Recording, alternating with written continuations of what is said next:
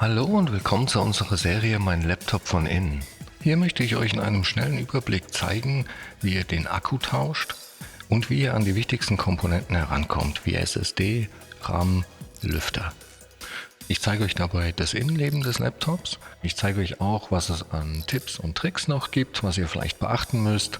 Und dass es im Grunde genommen nicht so schwer ist, einen Laptop aufzuschrauben und an die einzelnen Komponenten heranzukommen.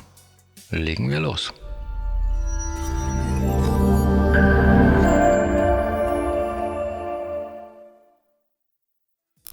So, wir haben hier ein MSI und zwar ein GS6610SF und ich zeige euch auch gleich, wo ihr die genaue Modellnummer finden könnt.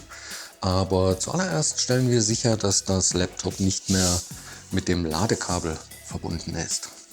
Die genaue Modellbezeichnung finden wir auf der Rückseite und auch relativ gut zu lesen genau hier. Und mit dieser Nummer findet ihr super einfach bei uns im Shop alle Ersatzteile direkt für dieses Modell. Allgemein kann man zu dem Gerät noch sagen, dass ein Displaytausch hier relativ einfach ist. Man muss dafür nur den Frontrahmen lösen und kommt so an das Display ran. Bei der Tastatur ist es so, auch das Touchpad, beide kommen zusammen mit dem Topcase. Um das Laptop jetzt zu öffnen, muss man alle Schrauben öffnen, die hier um das Gerät herumgehen. Ich blende euch das auch im Bild ein. Und hier ist es so, dass die Schraube vorne in der Mitte etwas kleiner ist. Die sollte man also getrennt aufbewahren. Und ja, ich nutze hier für alle Arbeiten ein Universalwerkzeugset. Und hier ist wirklich komplett alles dabei, was man so braucht, um am Laptop zu arbeiten. Und Schraubendreher und Aufsätze habe ich mir jetzt hier schon mal zurechtgelegt. Und dadurch, dass das normale Kreuzschrauben sind, nehme ich hier ein PH0 als Aufsatz. Ich zeige euch das auch mal. Und wie gesagt, alle gleich, bis auf die. Getrennt aufbewahren, dann hat man von Anfang an Ordnung. Um die Unterseite jetzt vom Gerät zu lösen, benutze ich hier einen der Öffner, die auch in dem Set mit dabei sind.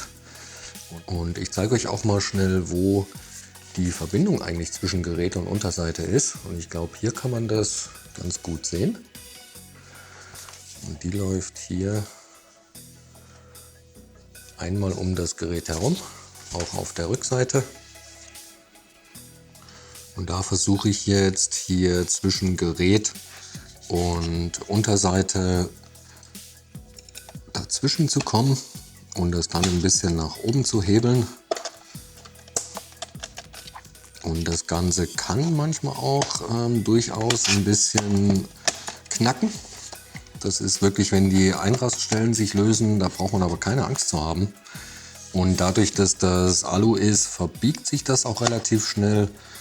Das heißt, ich gehe hier lieber in kleinen Schritten vor und hebel quasi nicht zu stark, sondern probiere einfach hier mich so ein bisschen um das Gerät herum zu arbeiten. Und dann sieht man schon, das löst sich eigentlich super schnell.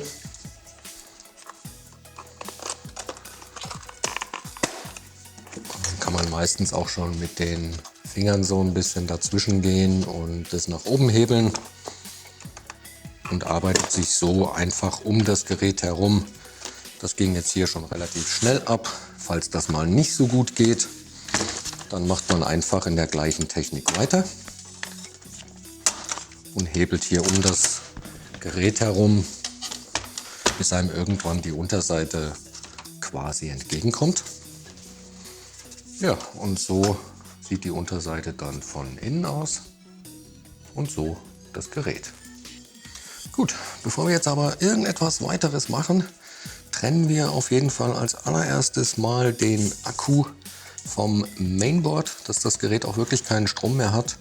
Und wir sehen hier den Stecker und den kann man hier am Kabelbund greifen und dann mit ein bisschen hin und her wackeln, nach hinten hin einfach rausziehen.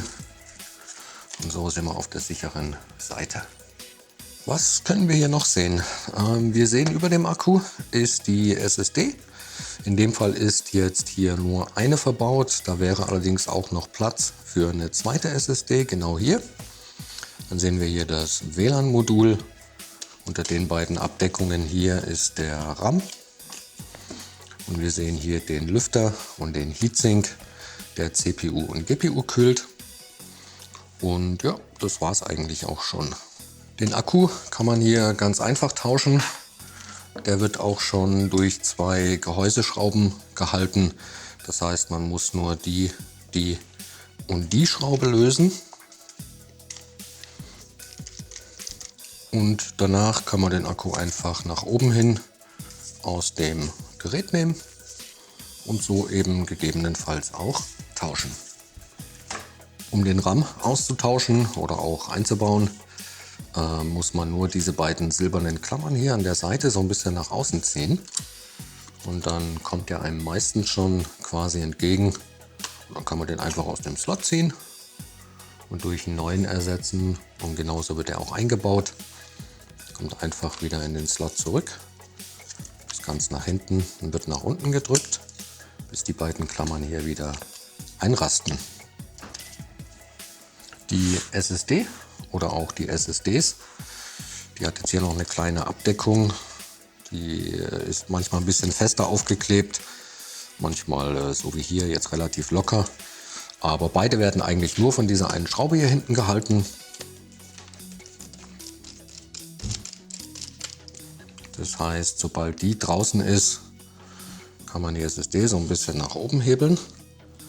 Da brauchen wir keine Angst zu haben. Das ist einfach nur, weil die jetzt in dem Fall hier auf einem Kühlstreifen drauf ist und da ein bisschen dran klebt. Ja, und dann kann man die austauschen. Und genau so kommt die wieder rein. Wird eben so ein bisschen nach unten gedrückt und wieder verschraubt.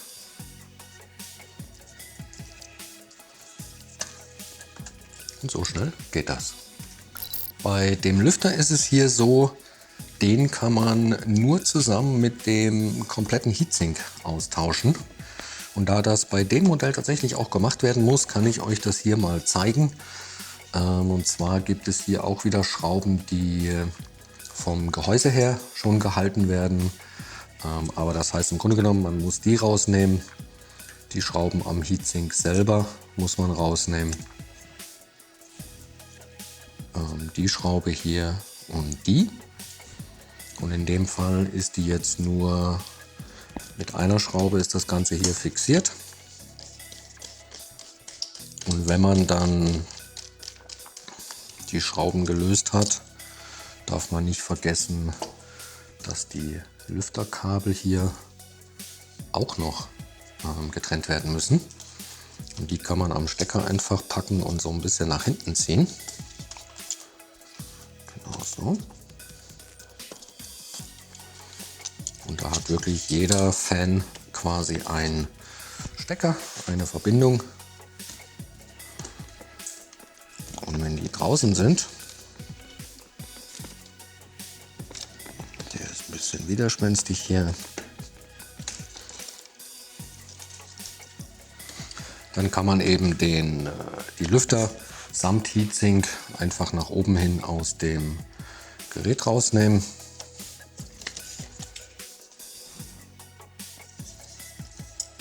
Da sieht man auch die Kühlpaste, die hier überall noch verklebt ist, und kann den so austauschen. Beim Wiedereinbau ist es eigentlich wirklich passgenau. Da gibt es nicht so viele Möglichkeiten. Da muss man nur darauf achten, dass man tatsächlich nicht vergisst, die Kabel wieder zu verbinden. Ich glaube, das ist echt das Wichtigste. Und ja, je nachdem, wie die jetzt verbogen sind, man sieht an den einzelnen Kabeln, dass auf einer Seite Kontakte zu sehen sind.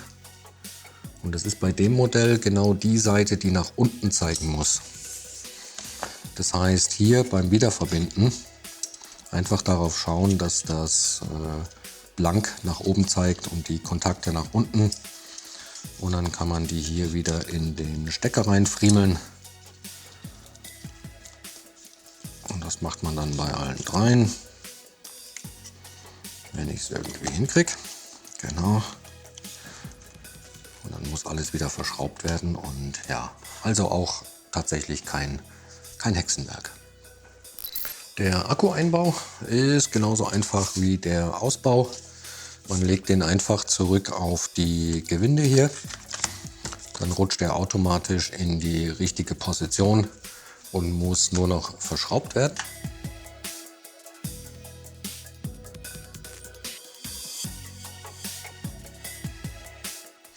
Ja, und ganz wichtig natürlich am Ende nicht vergessen, auch das Akkukabel wieder zu verbinden, damit das Gerät dann auch wieder anspringt. Sonst muss man den ganzen Kladderadatsch nochmal aufmachen.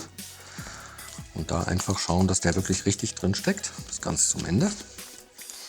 Und ja, dann kann man das Gerät auch wieder zumachen. Die Gehäuseunterseite legt man jetzt einfach gerade wieder auf das Gerät drauf. Und ja, ich habe jetzt die Lüfterkabel eben nicht verbunden. Die sollten natürlich eigentlich verbunden sein, aber dadurch, dass der ausgetauscht werden muss, zeige ich das jetzt hier mal nur exemplarisch. Und dann drückt man die von oben wieder fest nach unten. Und da kann es sein, je nachdem wie das beim Öffnen war, dass der hier nicht so ganz reinrutscht. Und da muss man dann eben auch vielleicht ein bisschen nachhelfen und das hier nach oben hebeln, dass das eben wieder richtig drunter rutscht.